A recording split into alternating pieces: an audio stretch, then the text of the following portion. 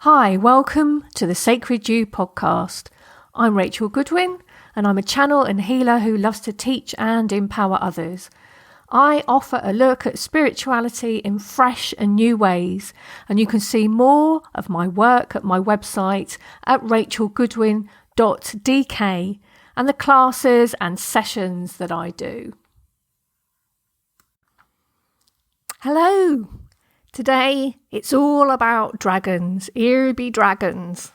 Kieron Morgan is back again, the wonderful Kieron Morgan, and this is a subject he knows so much about, and I just was amazed at what I was hearing. For years, I've been reading about dragons and even working with dragons, but there's been quite a few things that I've been wondering about and haven't understood, and Kieron was able to dispel so many of the myths that are just really not right and present them in such a crystal clear fashion. It's like I feel like I've totally got it now.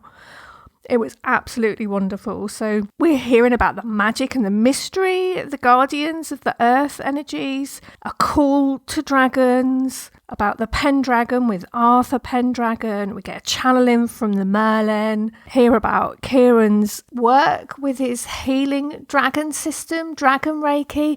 Oh, it's just so much good stuff for you today. I hope you really enjoy this. Lots of blessings, everybody. Auheia valeana oe e kahaliko puakukui kuhia o kaunaia a kahapu kumamoni nei Pikoi kahimana I kahapili koholuaia Ea ke kaula lo pihana e kohopu kapaliliai Haina mai kapuana e kahaliko puokukui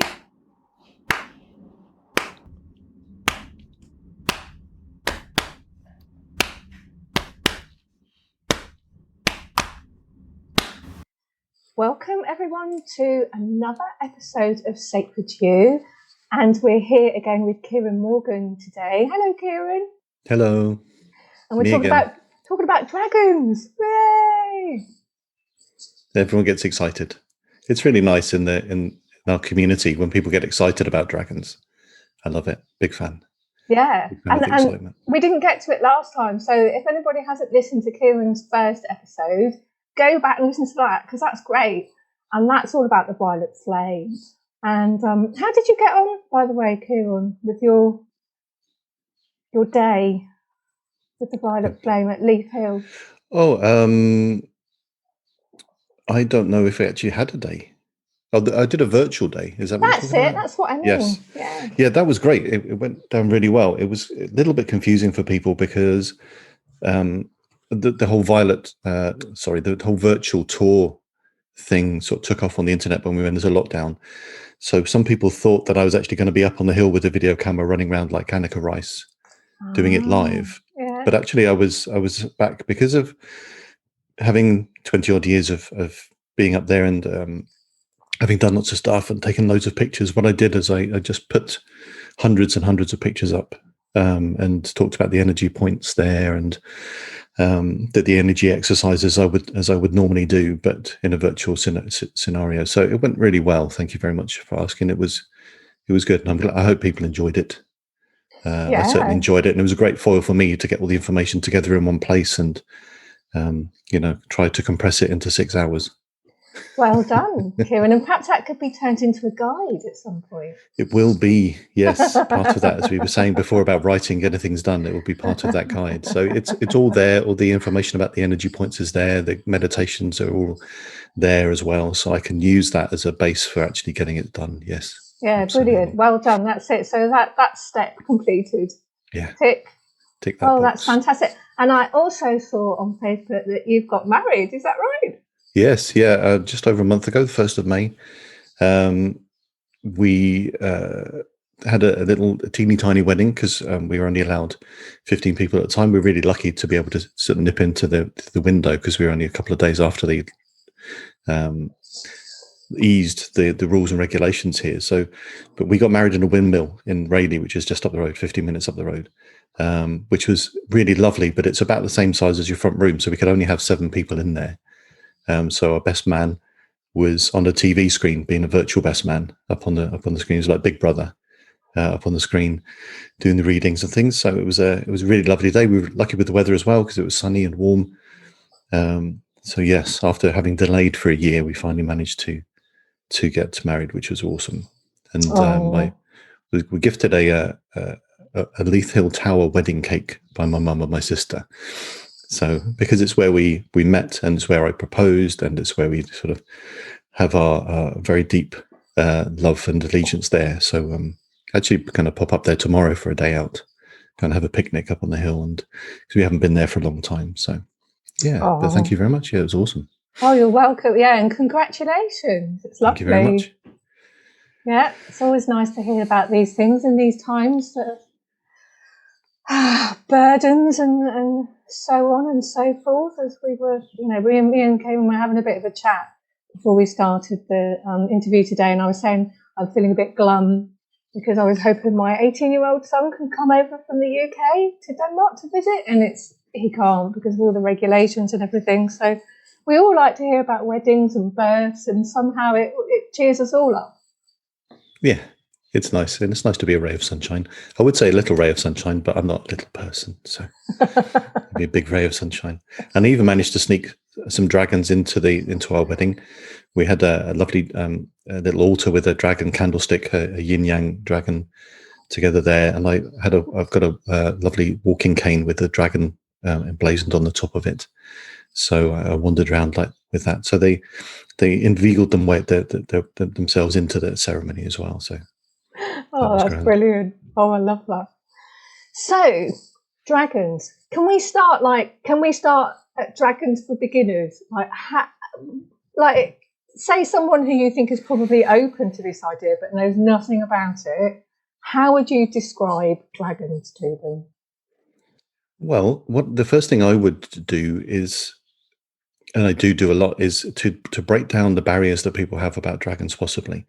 Because when we see dragons, not so much now, not so much in the 2020s or even the last 10 years, but when I was a kid back in the sort of 80s and 90s, or before that in history, dragons have got a bad press, and they've been spin doctored.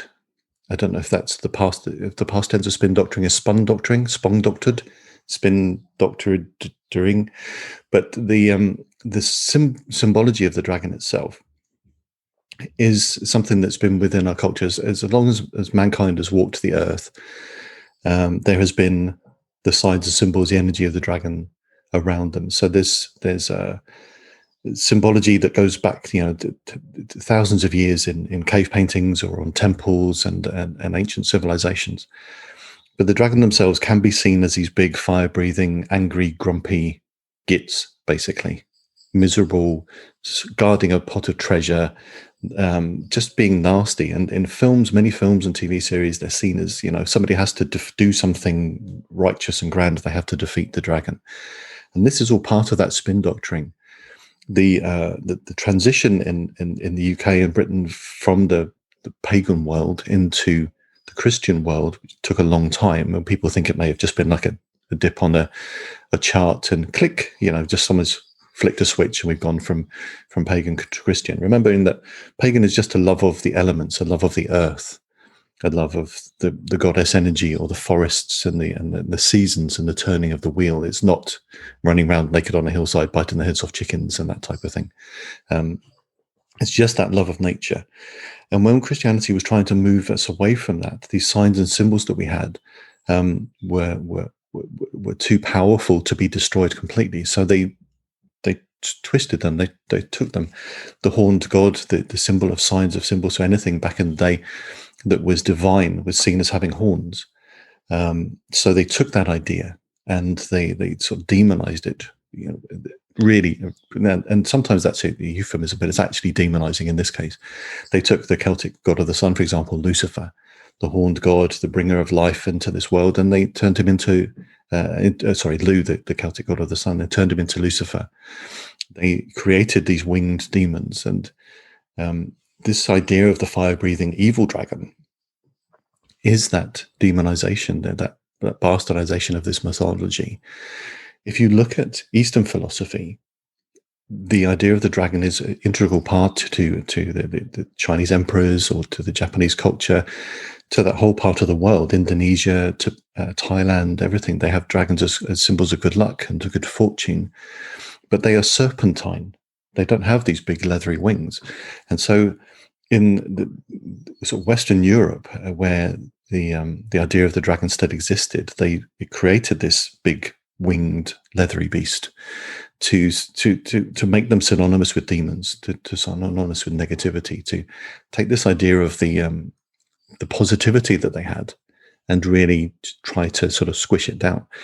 Same thing with just the name, with the dragon. So if I were to with greatest respect and love, call you a dragon, right? You wouldn't be entirely happy with that necessarily. The same as being called a witch, and that type of thing.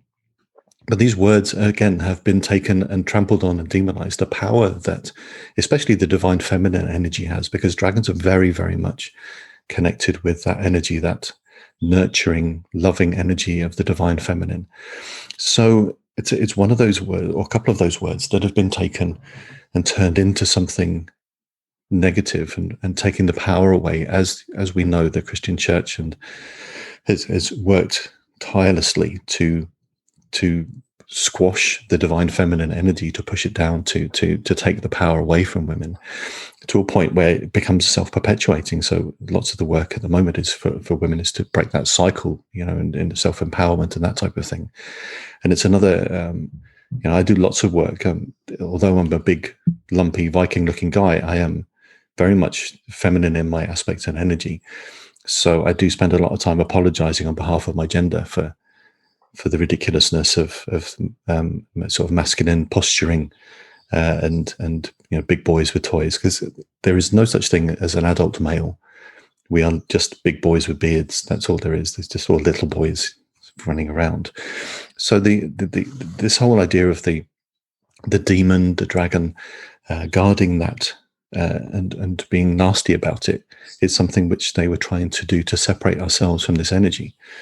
Dragon energy, fundamentally, in the first part, for a sort of beginner's level, runs to ley lines, or the power of Mother Earth. So we have this ley line system, this system of grid, energy grid that goes around Mother Earth, and not just down in not just the earth, but into the lakes and rivers and streams, up into the air, into the highs and lows of Mother Earth, in and out of her beautiful body. And where these ley lines come together, the ley lines themselves are referred to as dragon lines as well in Eastern philosophy and culture regularly. The dragon lines, these lines of energy. And when they come together, this is where we get the mythology of dragons or worms. And this is another thing as well, which is important. And on the base level, is that the idea of dragons and wyverns and orms and serpents are all synonymous, the same type of energy that moves and shifts, protectors, guardians of gateways, guardians of energy and consciousness as well, in our body and in Mother Earth. They are the original guardians of the galaxy, if you like, from the films, that type of thing. So Mother Earth has these ley lines around to move around, and the dragon energy moves around those. So their job as guardians of this place is to keep the energy moving and flowing. I've just been doing some research into Chinese medicine and the flow and movement of qi around the body, because my body's not very well at the moment. It needs a bit of, I've got energy blockages and things.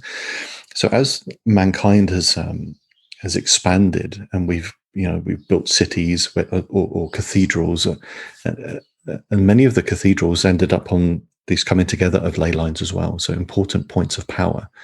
They built There were places of worship. So Stonehenge, obviously, Avebury Ring, and the others up in the north of England, especially, and I know there's many around Denmark as well. It's signified as coming together of ley lines. So effectively, it's coming together of this energy, the dragons moving and flowing. Dragon energy is... Can I just stop you there a moment? Because I'm burning to tell you something. Because, I live in Roskilde in Denmark. It's about 20 kilometres outside Copenhagen. And it was originally the kind of seat of power for Christianity. But whatever, it's been a sacred place for a really long time. It's got loads of springs and it's got amazing ley lines and stuff going on. Just amazing. And years ago, so I came here 7 years ago, there's a particular point where, so there's, you can sort of I can pick up the different vibrations, like certain places are very crown chakra and other places. There's a certain place where there's some yew trees and it's near a cloister, like a nunnery type place. And it's very earth star. Like there's a ley line running along the front from the library that's sort of base chakra, sacral earth star. And I was there one day having a little meditate and I had this sudden vision of like this huge, like you say, like orm or worm with a Y coming along under the ground. And it was massive and it didn't look like it could see to me. It looked quite blind. But I have to say, it did scare me somewhat because of the size and the power of it. And I was like, oh, it knows I'm here. And I knew that normally it didn't show itself to people. And I also saw there was like a labyrinth of energy there in front of me. And it was like a gateway or something. And I was like, for years, I've been meaning to write to you and ask you about it. I never got round to it. And everything you just said has sort of described it. But what was really interesting was years later they did up Roskilde Museum and made it much more interesting, and they put a panel up on the wall about how people believed there was a lindorm in Roskilde and it was bad and evil and terrifying. But I was really excited when I saw that because I thought, oh, perhaps I didn't imagine that vision, because it did feel very, very, very, very real. And I guess it's a guardian, which is like, I think that was like the scary aspect, but I think it like recognized me as sort of a fellow like guardian keeper. But I could tell, like, if you were there on a dark night doing stuff you shouldn't be, that would be quite a dangerous creature. That was the sense I got. Yeah, and so the worms, lindworms, lindorm, again, they're all synonymous with this idea of the dragon energy, that ley line energy. They are guardians, and this segues nicely onto that idea of guardianship. So where the ley lines come together, cross over, they can create energy vortices, and there are guardians of those. Now, for many aspects of spirituality, we spend our time opening ourselves up without necessarily due care and attention, and just opening to divine source, and everything's up there, up in the air. The dragon energy is available and works on all levels of consciousness, like you said. So going through the chakra system, there are guardians of these as well, and they are guardians. And there is this caveat. Now, the idea of this big hoard of treasure, which in sort of symbolic idea and terms is knowledge and understanding, self-awareness, energizing, awakening, that type of thing. It's very important to only do these things at the right time. So I heard about the Kundalini dragon, for example, the energy that sits at the base of the spine. And as we awaken spiritually, this dragon is said to awaken and move up our energetic spine, to awaken our chakra system, to awaken ourselves and expand. And when I first heard about this, I thought, oh, cool. Well, I know, I love dragons and everything, and dragons love me. And they said that they're my guardians and guides, which is awesome. So I'm going to awaken this stuff. So I basically sat for a few weeks trying to energetically kick awake a dragon, which is really stupid. Mind-numbingly stupid, because they are eternal, magnificent guardians of energy. So eventually this dragon woke up, sort of poured out this huge plume of energy into my energy system and buggered my back up for about 6 months. So I wandered around like S-shaped as a little lesson to me. And this is the truth, that there are caveats energetically, and we forget about them a lot on our spiritual path and journey. We have to be ready, we have to be protected, we have to be respectful and loving and with the highest intention and good. And so, again, this idea of George and the dragon, for example, the sort of mythology of this knight going and saving the damsel in distress from the evil guardian, from the evil dragon. One, I don't really understand why any dragon would want a young girl from a village.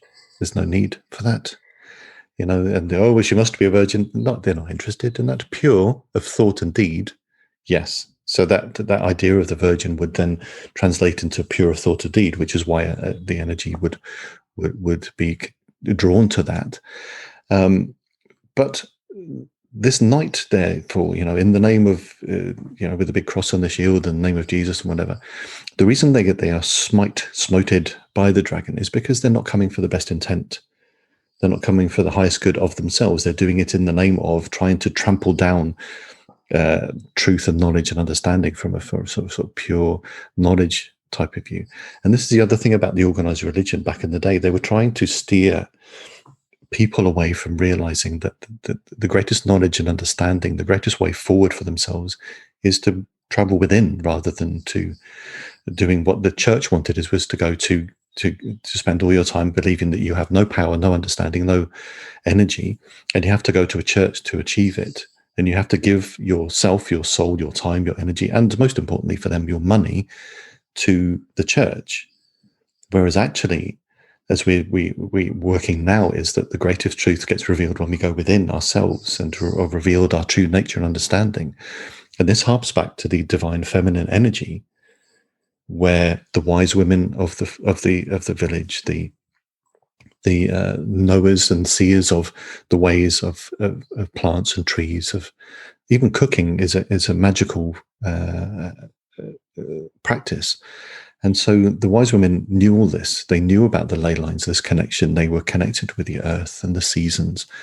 And they were, the matriarchs of the society. And when they moved over to this patriarchy, there was this where you got to do things our way. And the masculine energy is, of course, do things our way or we'll smite ye. And the energy, the dragons, they're not a big fan of the whole smite ye thing. They want to check and make sure that you're ready to receive the energy, which is sometimes why they won't let you in, or they won't reveal themselves. The idea of the Ouroboros, the infinity loop dragon, which devours its own tail, is that symbol. There's symbols of that in Mesopotamia, go back 5,000 years at least. And they're guardians of tombs and of burial sites. The yew tree that you were talking about in Roskilde, the yew tree is a protector, not necessarily a protector of us going into the site, but a protector of the site itself. They, again, can live for 3,000-4,000 years as well. So the great guardians and protectors. So for the dragons to reveal themselves, as they show that you are ready to work with that energy. And they also, when you're going to these places and they reveal themselves, it's always nice to ask permission to work, as we should do everywhere. If we go to the field, if we go to the forest, we should ask for permission to work there. I remember going to Helsinki to do some work there, to give a talk. And we went to this church right on the coast, right on the harbour. And it's not normally my place to go to churches. My eyes get a little bit twitchy about them, but I need to see past the symbology that's there into the truth of the convergence of the ley lines. And I sort of went into a little meditative space, and this sea dragon, ocean dragon, revealed itself to me and just was desperate to work. And so we pushed this energy back up through the rivers and spreading out into the whole of Finland. And this is what's happening at the moment. The energy of the dragons is reawakening, because the society and our consciousness spiritually is reawakening to reveal the church of the self, if that is a phrase that I can use, revealing that we work within ourselves and to understand ourselves and know ourselves and our path. So these energies are reawakening up and down and around, and you can see this in popular media as well. Back in the 80s and 90s, we had Dungeons & Dragons cartoon on TV, and you had Falcor the Luck Dragon from the Neverending Story. He was my first port of call from Dragons, really. or either the engine had a little dragon Idris that lived in the train. But apart from that, dragons, I was fascinated by science fiction and fantasy books as a kid. I read hundreds, nearly all of them that there were at the time, and dragons were grumpy and evil and nasty, save for the Dragon Riders of Pern books by Emma Caffrey. But I didn't believe that was right. I didn't believe that that's the way that they were. There was something fundamental in me that wanted to see, no, they're not really like that. But you do get burnt by the fire of the dragon if your intentions are not true and pure and for the greatest good, and or you're not ready to work with their energy. So, yeah. And because I can remember sort of how vast this energy was, this worm or lindorm, it's not anything like anything else I've come across before, you know. Maybe you can't categorize them, but if you could, where would you put them? Are they elementals or creatures? Or this is the interesting part as well, because they are, as everything is really, they are an expression of energy. And the interesting thing about dragon as an energy category, as it were, is that they exist in all spheres of consciousness. So if I do a dragon based energy healing system, Pendragon Reiki, which came through nearly 4 years ago now, and people that were drawn to it asked and had done standard traditional Reiki and had regularly done angelic Reiki, and they weren't sure whether these things were compatible. When it comes down to it, these are eternal beings. They were energetically, they were there at the birth of the cosmos, at the birth of the universe, the galaxy, our planets. And I've been shown in meditation that they breathed fire into the ley lines to help Mother Earth gain consciousness in the first place. So they have been there throughout our existence and will continue to be so, existing in this universe and guardians into the other universes. It's no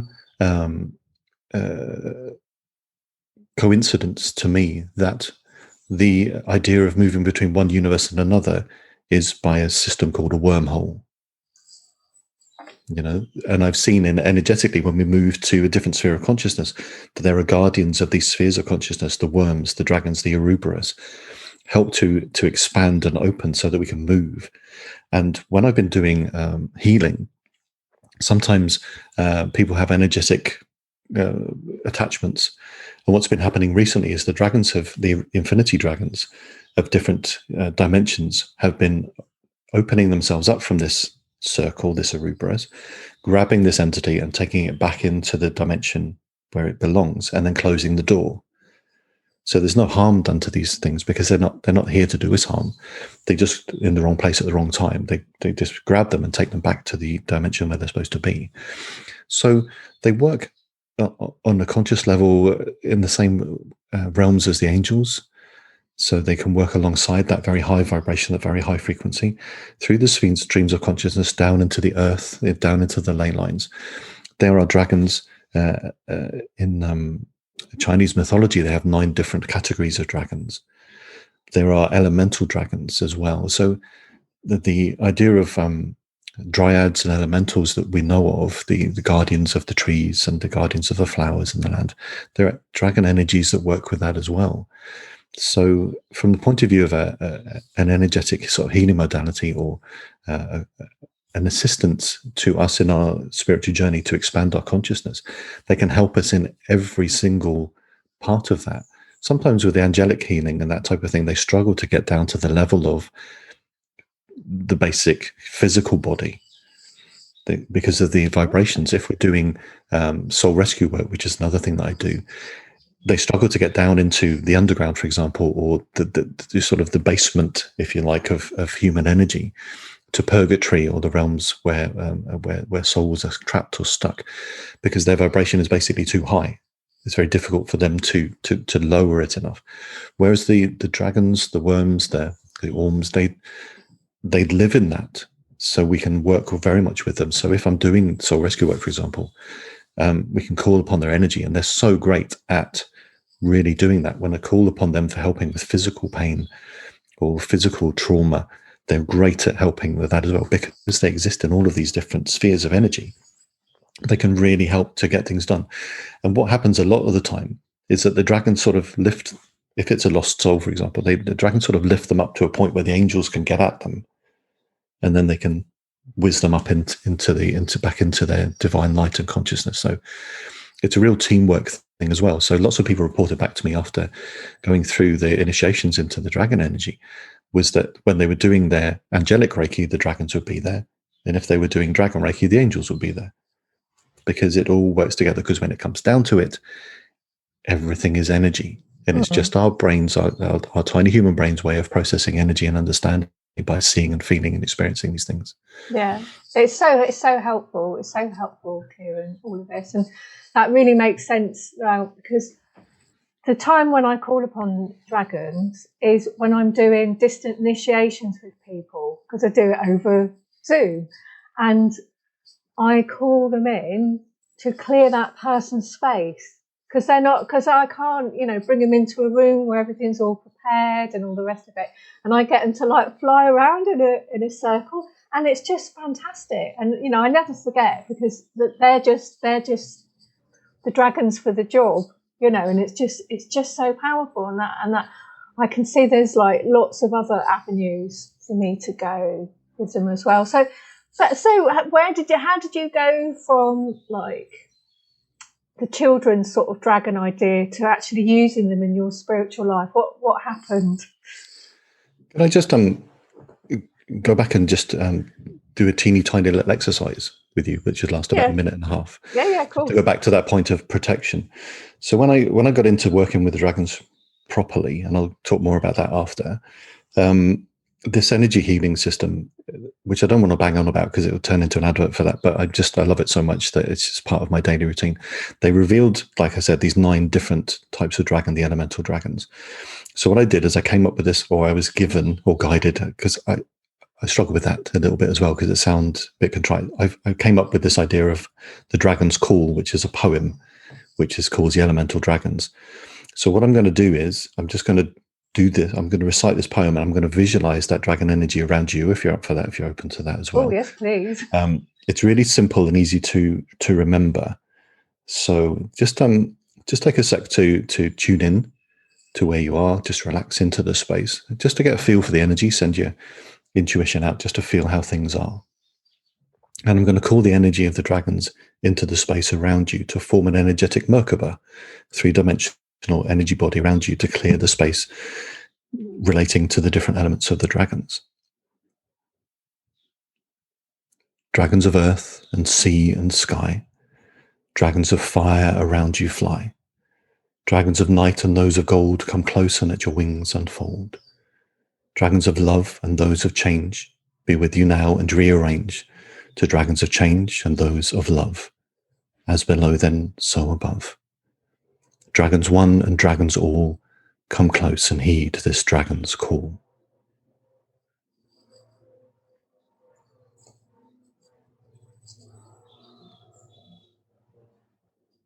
So what we're doing here is calling to the elemental dragons to form first a triangle around you of earth and sea and sky, then the fire to cleanse and clear. And then we go into 3 dimensions of night and gold, our divine selves, both high and into the shadow realms. Bring that energy close. Dragons of love and change, the other elemental universal elements of dimensional space, and fill that space around you. So how was that, Rachel? How did that feel? It feels very enlivening.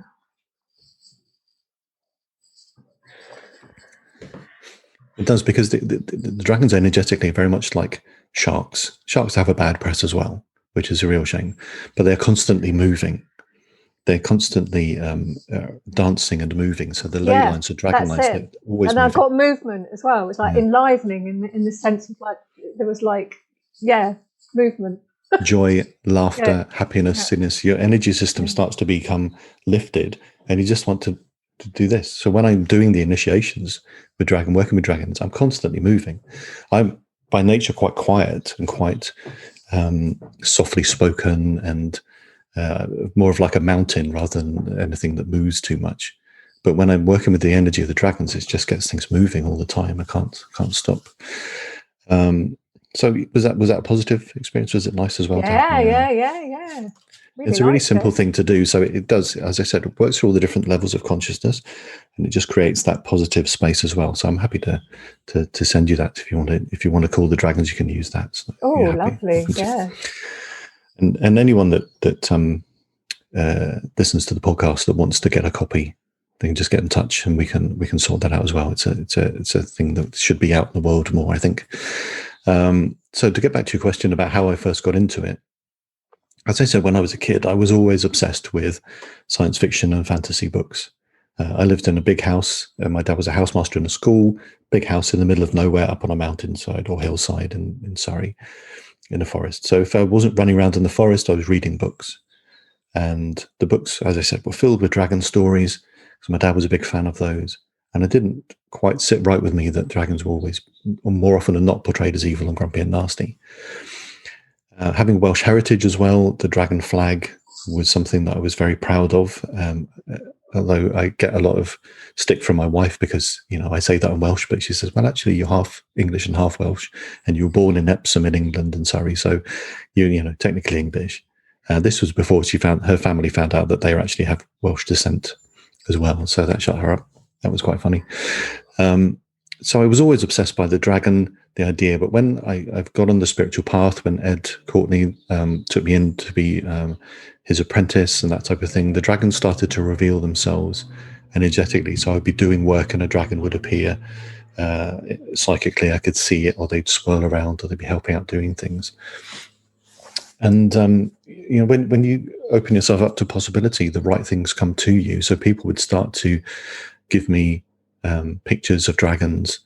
One of my teachers at school, very strangely, used to call me Dragon Boy. Used to refer to me as Dragon Boy to my mum and dad, even though I had no reference to that. It was when I was sort of 16, 18.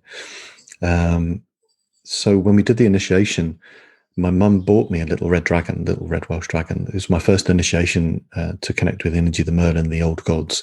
And I had it pinned on the inside of my trousers, which is a bit weird, but I didn't want anyone to see it. But I was thinking to myself, I just want something. So I had this thing finished. And when I had a message come through Ed from the Merlin, and talked and referred to me, called me Little Red Dragon. Nobody had seen this little thing. It was in the inside of my trousers. Nobody could possibly have seen it. And they called me Little Red Dragon. So this was a way of me knowing that it was all, making sense, so they could, the existence was there, because there's a healthy skepticism. And I do worry on a regular basis whether this is all real and lovely and awesome, or whether I've got some sort of brain tumor or deep-rooted psychological issues. I think a healthy reality check on a regular basis is a good thing. So that was, just 20 years ago now. And then probably 15 years ago, maybe 12, Ed asked me to do a workshop with him on dragons. So I had to start doing research. And they just started to, and it snowballed from there, really. And the more I did it, the more I worked with them, and they started to come through in energy work. I did a lovely energy system, healing system called Green Ray Reiki, which was fantastic. And I'll be doing that work, which is about earth healing, connected with the earth energy. And when I was going through the initiation, an enormous green dragon came out through my solar plexus chakra and sprayed fire around the room, which scared the bejesus out of some of the more clairvoyant members of the throng. And they were, what the hell's going on with that? But it was the earth dragon. This earth healing dragon was making themselves known as well. And it's just moved on from there, really. And the more I researched, the more I saw that the mythology is almost universal. The dream time is guarded over by an enormous serpent.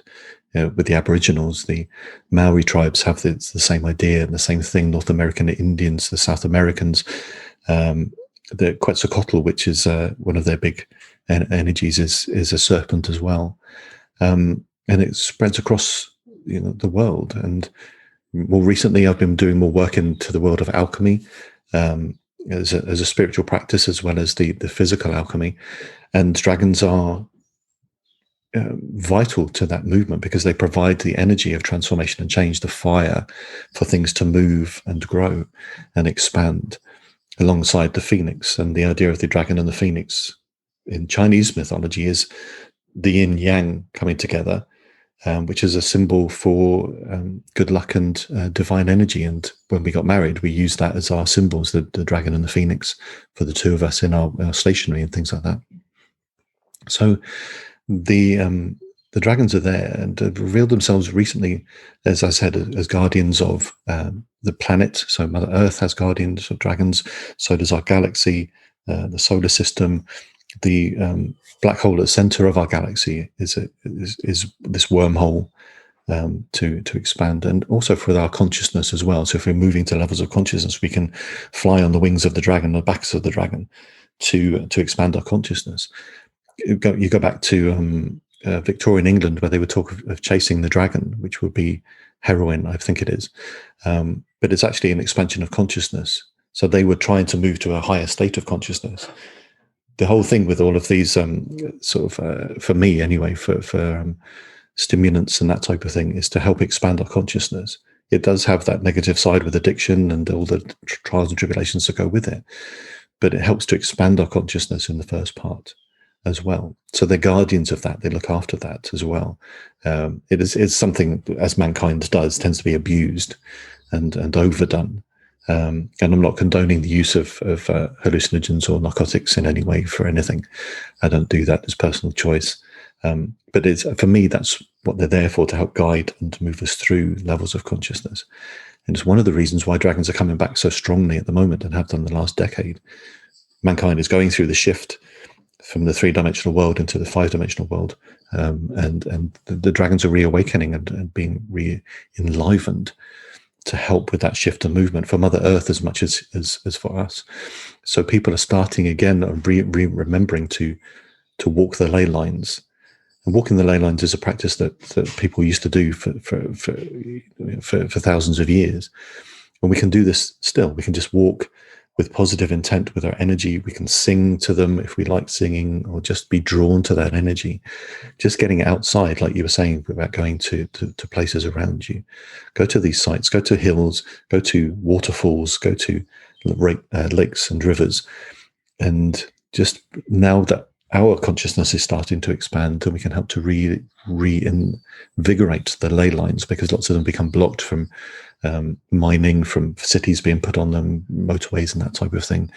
Blocks that energy, blocks that flow and movement. If we can get these things moving again, then it will help with all of this part and process for ourselves and for the greater good of mankind. So would you call on the dragons when you go on a walk like that? Because you don't have to do anything special particularly, do you? Just sort of be there and walk around and have an intention. Absolutely, the intent is everything.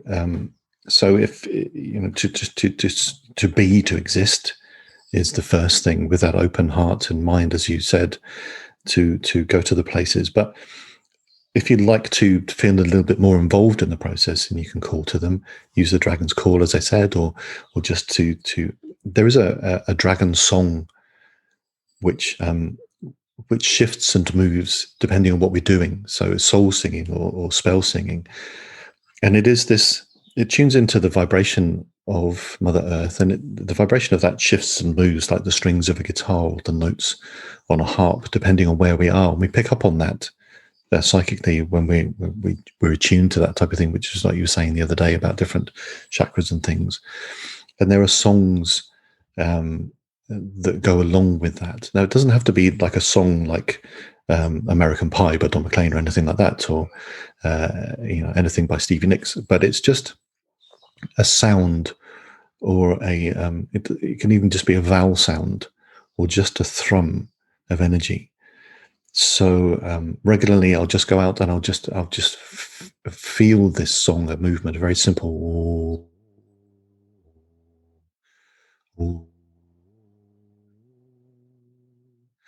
And there'll be this thing that hums in the back of my head, and I'll find myself humming it as I'm walking along. And it's that sympathetic resonance. So what we're doing is lending our energy physically into that intent. You don't have to. The mic was cutting you out a little bit. I could just hear you. Could you do that again, but do it a little bit more softly so it doesn't cut you out? Yeah, sure. Ooh.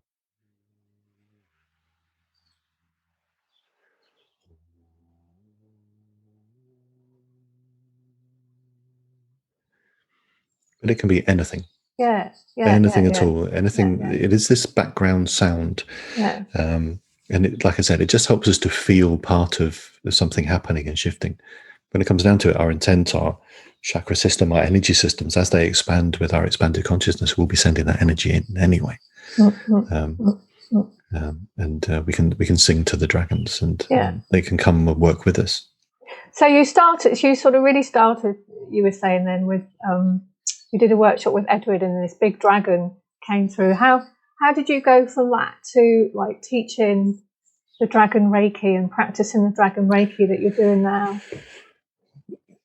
So I did workshops about dragons with Ed to start with, a couple of those, and then he sort of, like a fledgling bird, pushed me out of the nest to go off and do my thing. And as I did, my knowledge and understanding of the dragons really expanded. And the whole Pendragon Reiki thing was a bit weird. But then, lots of stories that we have on our spiritual paths are a bit weird. I started to work very much with the energy of the Merlin. He's one of my guardians and my patrons. And so I started to be able to communicate with him clairvoyantly, energetically. And I was driving back from work one day. I always had a very demanding physical job, working as a theatre technician. So I was building stage sets, running around, carrying, moving. I was really tired. And I was driving back home after one of the 90-hour weeks that I had working in the theatre. And he popped up into my head, and he said, he thrust this symbol in front of my face, and he said, "You need to use this and remember this symbol." And I was like, "Dude, I'm at the traffic lights now." He's all right. So the traffic lights were on red. So I had to find the back of I had an old car park ticket. I was scrummaging around trying to find a pen. So I drew this thing. So it's a triangle with a spiral that goes into the center of it. It's not going to help for the podcast, but I've got it tattooed on me now. Oh yeah. And he said, "So this is the dragon's eye." I knew about the dragon's eye from a psychism point of view, which is drawn on the brow to help improve psychic sight. But this was an equilateral triangle with a spiral that goes into the center of it. So I drew this thing on this little pay and display ticket, and I drove home, and he started to talk, and he said, "Right, you write this down, do all this stuff." So I visualized this triangle in front of me, and then I visualized it sitting around it. And then I sort of dissolved into this. I was writing this thing out, this healing modality and system. So using the mudra, which is the hand symbol with the spiral going into it, visualizing that, and then it expanded into this 3-dimensional Merkaba shape. 2 days later, the Pendragons call, the dragons thing that I just recited to you. I wrote that down as I was in a meeting. I was actually in a health and safety meeting at school, talking about whether there should be 1 door or 2 doors between the swimming pool and the changing rooms. They were having a big discussion about that. And I sat down, I was writing Dragons of Earth and Sea and Sky and all this sort of thing. And so it came through really, really quickly. And he said, "You just have to do this, and you have to get it out into the world." Now, one of the songs I used to sing a lot, as part of my expansion and initiation to awaken, was one of the charms of making, which you may have heard and know. Really interesting as well, as a sidebar, that's been in 2 films recently. Ready Player One, which is all about computer games, and has all its computer games all the way back from when I was a kid, when they first came out to 2018. And they use that as this magical manifestation spell. It translates as "Serpent's breath of life and death, the charm of my making." And when we click into the synonymous world of serpents and dragons being the same energy, dragon's breath of life and death, the charm of my making. It's also in the film Excalibur, which Merlin, as a character in that film, sang to or recited to bring the dragon's breath of fog in, so that Uhtred could be magically glamorized and transformed so that he could lie with the woman of his dreams and produce Arthur in the first place.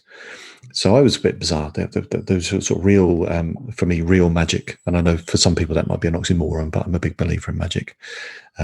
So I used to sing that song a lot as a part of my expansion and part of my clearing spaces and things like that. So the energy came through in 2018. And when I started to get out into the world, Ed actually came to the course. He came on my level 1, which was a bit weird. Having somebody that's been your teacher for 15 years then become your student. It's very odd, but an interesting circle of life type thing. I won't sing the Elton John song. But when we did the initiation, he was taken back to a time when he was Merlin's apprentice, and Merlin initiated the Knights of the Round Table with this energy system to help to protect them when they were going out into the world to search for the Grail. And this was a sort of a past life memory for him of that happening. So that the dragon energy was then sort of synonymous with the Knights as well. When I've gone down to Tintagel, there's this beautiful feasting hall of the Order of the Knights of the Round Table. And they have the coat of arms of many of the knights, and many of them have dragons within it, or wyverns. So there was that link as well to the old ways. So it's the whole calling it Pendragon in the first place, the Pendragon. So we may know of Arthur Pendragon or Uhtred Pendragon or Uther as well, and it is that name is a title for somebody that works with dragon energy in a very strong and powerful way. So it's like a title. So as Merlin, or is the Merlin. So Merlin is a title of somebody that works with magic and energy. So Imris, the druid, embodied the energy of the Merlin so strongly that they became one. They're similar to Jesus Christ. Jesus, for me, this is my belief system. People may happily believe differently. Jesus was a man, but embodied the Christ energy so much that they became synonymous and inseparable. So he became Jesus Christ. Emrys, the Merlin, then became Merlin. And Pendragon energy or the Pendragon title is just a way of expressing somebody that works with dragon energy at a high level of consciousness. I've always loved that name, Pendragon, without knowing why, really. Yeah, that makes a lot of sense. Yeah, there's the pen as well for the pentagram, the 5-pointed star, which represented a balance of all things. And again, this is something which has turned into the evil star of death and horror, and you see it in hundreds of horror films. But it's supposed to be like a balance of all things: earth, air, fire, water, and spirit. It is a balance. The Vitruvian Man, which Da Vinci drew, was balance. And especially at the moment, I know with Lady Sarah's work that you do, it's all about balance.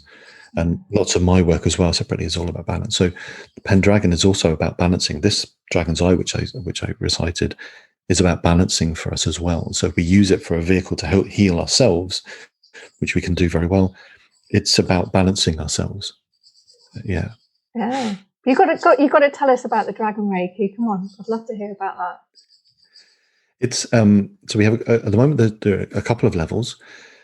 The first level is basically the initiation to awaken ourselves to the idea of working with the dragons and knowing and understanding them a bit more, breaking down the barriers, myth busting, as I've been doing in our talk today. And then we simply use that dragon's eye symbol. So the triangle with the spiral that goes into it, we use that with the intent of helping to clear and balance the chakra system of our clients. I use a 9 chakra system, so the traditional 7, but with the Earth Star chakra and the Soul Star chakra as well to create the 9, because 9 is a magical number and a special power number in Chinese mythology connected with the dragons, the 9 clans of dragons. And so the intent there is to rest and work with that, clear using dragon fire or the dragon's breath to clear the chakra system, all the working way all the way up. And then to re-energize and invigorate, to fill that space with golden light, a golden dragon, which is our sort of guardian dragon, to come down and fill that space up, fill the Merkaba up around us to protect us and put us into a positive space. We have the ability, every one of us has a dragon familiar as well, like a guardian angel, so a dragon-based energy that we can work with, and the initiation helps to awaken our connection with that dragon as well. And as we can have, we have our guardian angel and a healing angel, and angels are lots of different jobs and things. The dragons themselves, this dragon familiar is a gateway dragon into the realms of all of the dragon energy, because they operate, as I said, in all of the different spheres of consciousness.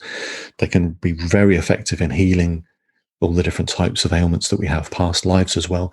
And because they operate outside of linear time and space, the past life things that we've gone through, past life trauma, karmic debts, karmic certificates we've gone through, or pledges that we've made that are no longer relevant or useful in this lifetime, they can clear those very quickly, because time doesn't mean anything to them. So they become very, very powerful tools in healing. So our second level, we move on to the infinity loop, the Erebus, and the Lemnis gate. And these are really interesting, because these, the Erebus, the circle, and the infinity loop dragon actually connect from a chemical point of view, chemistry point of view, a physics point of view, to the movement of electrons around a central atom. So the first level of the first electron in helium and hydrogen goes around in a sphere, constantly moving. But as there's more complicated atoms, they actually move in this infinity loop, and they move in 3 axes. So the up and down, left to right, and forwards and backwards. So we tap into that energy to use that symbol, the flowing energy, the Lemnis gate especially, to create these balls of energy to help to balance the left and right hemispheres of our brain, using the throat point as a center into the head and down into the heart, and then from our heart center forwards and backwards in time. And that is very similar to lots of the Sarah stuff. I just, because I actually use that Lemnis gate in the initiations, and it's after I've put the symbols in, and it's to like bring somebody back into balance, I guess. I mean, the thing is, I get these things, and they tell, I get do this, and then I usually find out later, like, why I'm doing it. But I totally get what you're saying about like the dragon's energy being just so present and so completely useful, like on these lower levels. And I don't want to say lower, because then there's a judgment in it, but I have to say something so that people understand what I mean. But because that's what I love about Sarah, she's in all of the spheres. But let's be honest, the angels aren't. The angels are in the angelic realms. That's the vibration that they're at, and that's fine. That's fine. And I can totally see, it's a bit like, Yggdrasil, the tree of life. I think, there's an eagle at the top. Is it an eagle that's at the top, and there's a serpent at the bottom, and they hate each other? Well, I mean, that's the old Nordic mythology, and there's a squirrel that runs up in between, like communicating between the two of them. If we were going to translate that into sort of modern day, it would be the angels at the top and the dragons at the bottom, wouldn't it? And it's like they both hold that, the realm, the world tree, everything that is in place. And it just all makes so much sense to me now. And also, so I work with an angel of Roskilde, and I get people to tune into that before they do like walks around the chakra system. And I've realised, because like I said, that worm, that dragon did present itself to me, but I was a little bit scared. I can see I need to go back and just, be with that energy. And that is something that I need to bring in to the whole thing, to ground it. People also, it's like you've got to have those 2 points, isn't it? And I think this is where a lot of like people like me and New Agers, this is what we're missing. We're missing that lower thing, and the dragons are just absolutely perfect. Yeah, there is that. Lots of people on the path want to go up because they believe up is good, up to the angelic realms, up into that world, and they don't want to go down because there's still this unconscious memory that down is bad. Down is where hell is. Down is where the devil is. Down is where the demons are. And in a sense, that's true, because it is where the demons are. It is where those fears and insecurities comes from. But down in those realms, into the shadow realm, is where the truth is where the true belief is where the true knowledge and understanding is. And so the dragon's helping us to go down into those realms, and always been protectors, with that. If we really know ourselves, if we want to hide away in the angelic realms and all love and light and rainbows and unicorns, that's grand and great. But that will only take us, I believe, it'll only take us so far on our spiritual journey. Yeah. So when we delve down and into the depths of our psyche and truly understand ourselves, I use film references all the time in my geek world. And there's that point where in Star Wars trilogy, Luke Skywalker goes down and he faces the fear. And he faces that big fear when he goes through the mistiness, and he faces that fear and he sees Darth Vader as being this big challenge he has to overcome. And he believes he has to defeat Darth Vader because he's evil. But actually he has to accept that Darth Vader was his father. Spoiler alert for those of you that haven't seen them. But the films are 40 odd years old now. So, get out more or stay in more. But it is by facing these fears that we can really, truly expand and understand ourselves. And people are scared of that. And again, this just goes back to the church saying that all of those things are evil and nasty, and you'll go mad, or you'll end up in hell and surrounded by demons, because that's where the power is. And power not in a like, you shall become king of the world type power and all powerful. That's it. That's where self-awareness. Self-awareness. It's where the gold is, and also going down through that. That's where you find your divinity, is actually going down through that into the subconscious, into the shadow. So, and this is why the world tree, when you go down into the roots of the world tree, they are intermediate. So you go so far down, you'll end up at the top again, because everything is connected. So again, this is why I've got it as a daily reminder here, the Yggdrasil, the world tree. If we go up enough, then we end up going down into the roots of the tree. If we go down into the roots enough, then we're going to end up going back into the top. The Ouroboros is ever devouring of itself, is ever renewed. So this is why, for me, the spiritual path is about moving on and moving forwards and challenging ourselves all the time to expand and know and understand, to devour knowledge, to devour the old part of ourselves that isn't relevant anymore, and to constantly move forward. And I'm really glad, Rachel, that you're saying about the angels don't exist in all of the realms, because it is a bone of contention for many. And it's something I've read lots of books and from very famous, very well-known, world-renowned people that say, angels are so much better than anything else, and they exist in all of the realms of consciousness. And my eye twitches so much, because especially in the soul rescue work that I do, and working to clear the energy of purgatory and that type of thing, we have to open the energy portals. We have to pour our energy into that place so that they can get down into, and we have to raise things up so that they can get down and help. And they want to, and they're there, but they struggle with that. And I'm really glad that you and I have the same. I didn't know I was saying anything contentious there. It's just, I say the things that I see, inverted commas. This is how I perceive it. This is my personal experience. So obviously I think it's true. And my experience is it's the same. So I'm a big tick in that box. So do you do the Dragon Reiki online, or do you have to do it in person? This is the other lovely thing about dragons operating outside of linear time and space. So when we do the initiations, and I do them online, I have done for a while. The first one I did was with a lovely friend of mine. The first one I did virtually. It was a lovely lady in California. So I was doing the initiation. I was drawing the symbol. So we draw it into the energy system, but into the palms for the healing. And I was drawing this thing, and she started shouting at me, "What the hell are you doing?" I said, because you couldn't see, because she got her eyes shut, and she's sat with her palms up on the table, and I was drawing this energy in, activating it. And I said after, I was activating the palm chakras. She said, my hands are on fire. I could feel these balls of fire. And so that's, and this was happening real time. And subsequently, I've done several. Yeah, I'm actually, funny enough, I'm doing one on Monday with a couple of people, and it is really interesting because we can feel that there's this barrier between us as we're in a virtual world, but the energy operates outside of that.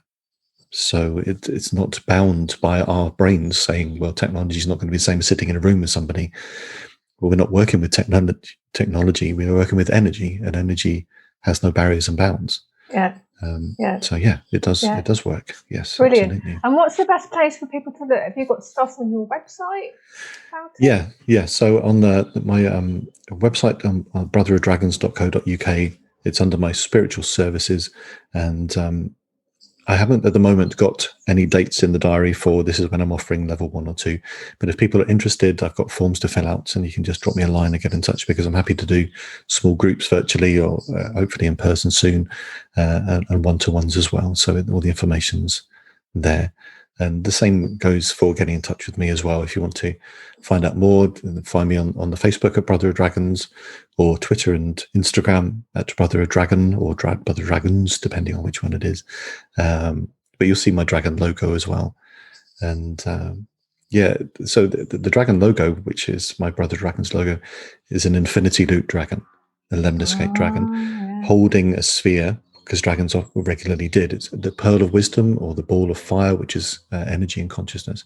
But in the center of it is a big K on my merchandise. But the dragon that I have tattooed on my back, because I've got a full back dragon, it's actually a sphere which holds in it a picture of Leith Hill and Leith Hill Tower. So which was my point of energy and that type of thing. So that's where it all came from. So it's all linked together. I'm starting to feel I'm going to have to provide slides now to go with this podcast. It's like illustrated by Kieron's tattoos. As you were saying that, I was thinking, I wonder if he's got a tattoo of that. I do. Yes, absolutely. So are there any last things you'd like to say about the dragons? And I was just wondering if you'd like to finish on a little, I don't know whether you'd want to do a little channeling about the dragons, or do a little dragon exercise, or, whatever you'd like. Yeah. So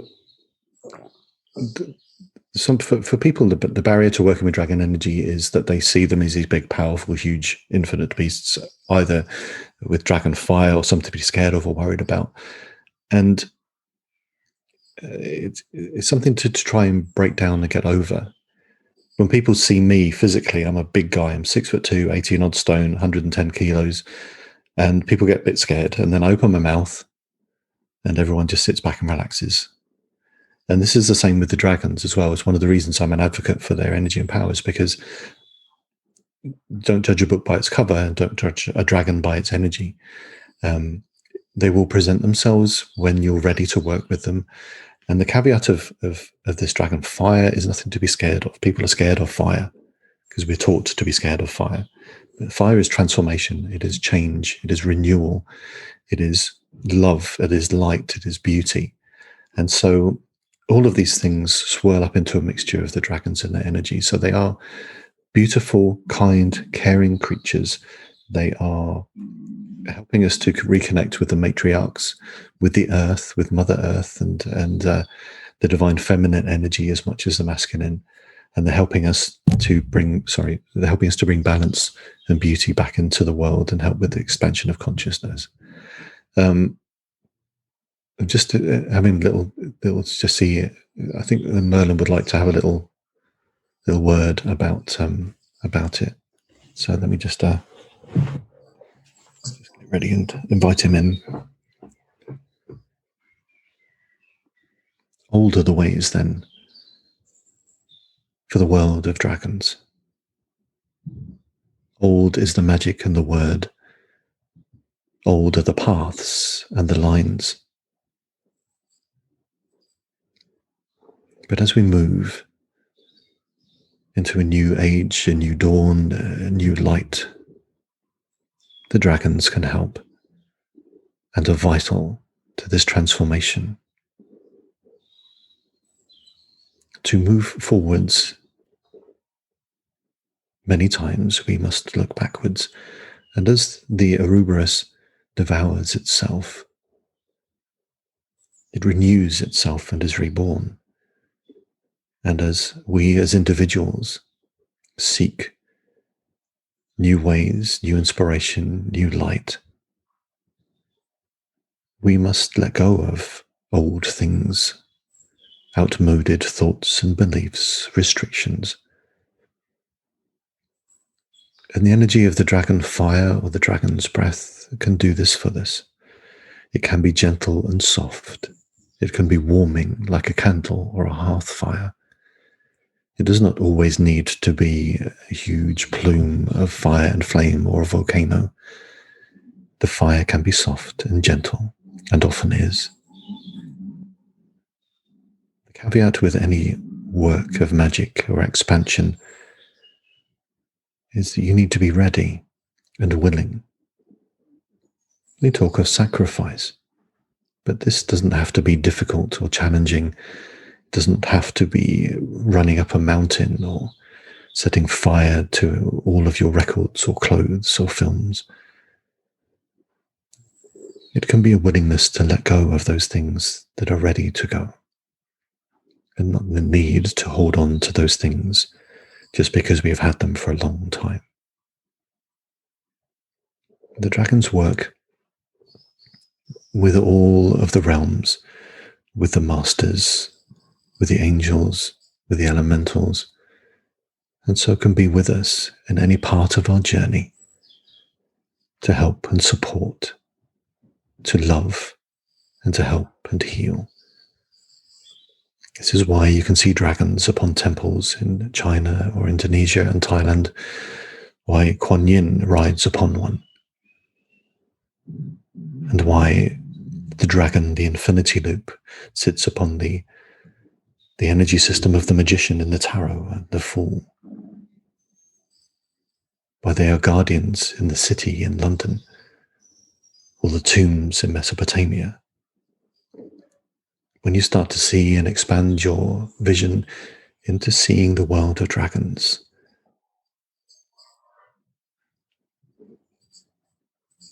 and they are guardians and guides and offer us almost infinite love and energy to transform and change and move. Embrace the dragons when you are ready. Learn about your dragon familiar and guide, and their support and love and light will be with you every bit as much as it will from your guardian angel or from the love and light of the divine itself. There you go. Lovely, thank you. You're welcome. It's nice. I haven't heard from the old man for a while, so it's nice to get in touch with him again. I had a feeling there was a channeling. To come through, and there's also a point in there's a Domkirche cathedral in Roskilde, and there's a field in front of it, even though like it's part of like the town, and it's where there's archaeological remains underneath from the medieval times that they haven't built over, and actually there's a farmer that grows crops on there every year, which is really funny because they were in the middle of a town, and like at the moment you're walking through and there's like wheat coming up really high, but in this field there's huge amounts of different vortexes. There's all these ley lines. It's like Charing Cross. It's insane, really insane, Kieron. But one of them down the bottom, and I haven't really connected with this one, it's a Merlin energy. And I was like, well, what's he doing here? What's he doing? And then I put this on. I have a Sacred Springs of Roskilde page, and I put it on there one time. There's a Merlin energy. Someone said, oh yeah, some clairvoyant said that Merlin came through here. And I was like, oh, really? Well, I suppose he could have got around. I mean, people did travel, didn't they? It's like, yeah. But yeah, that's something else for me to investigate, because I have to say I've never really connected with Merlin's energy. You know, I've always been working with divine feminine energies, to be honest, and like my whole masculine things never really sort of happened for me spiritually. But perhaps it's time. It's been absolutely wonderful talking to you, Kieron. I've enjoyed that so much today, and I've learned so much, and I know everyone listening will have learned so much as well. And thank you. I will put all the links for everyone that we've been talking about, your website and Facebook and so on. I will put them in the show notes so people can just go in there and find it. But Thank you. It's been wonderful. Oh, you're welcome. You're welcome, and thank you for inviting me back and getting a chance to rabbit on about my beloved dragons. Oh, you're well. That's it. I was getting requests from your fans. Oh, good. Awesome. Thank you very much. Yeah. Thanks everyone for listening, and see you again. Bye. Bye.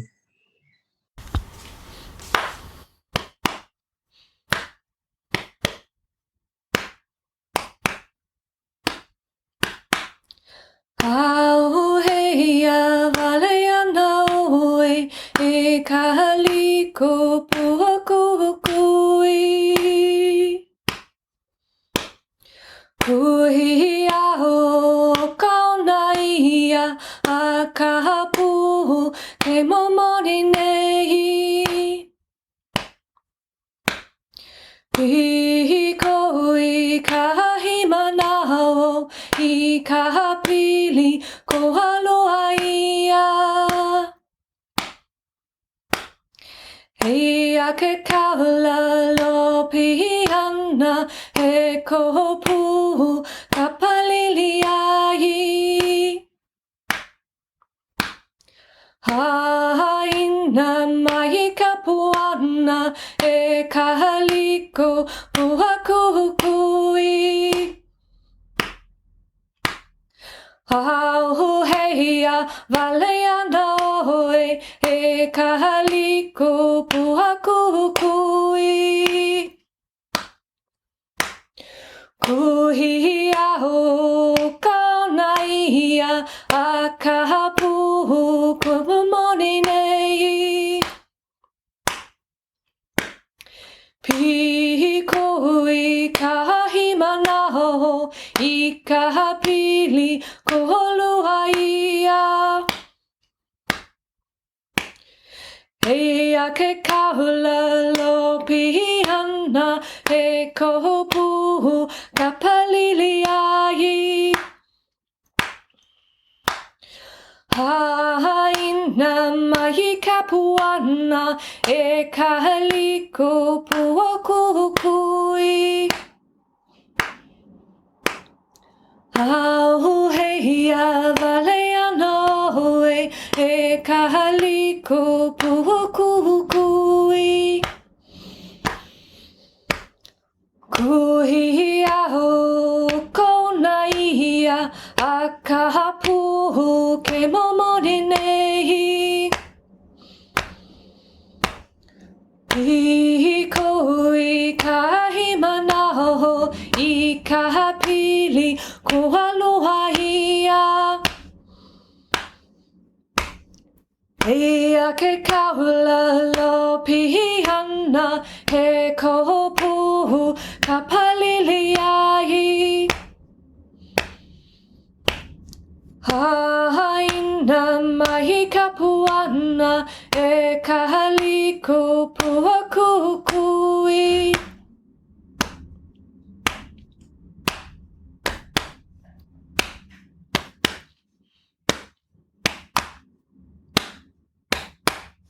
He noa no na ka ui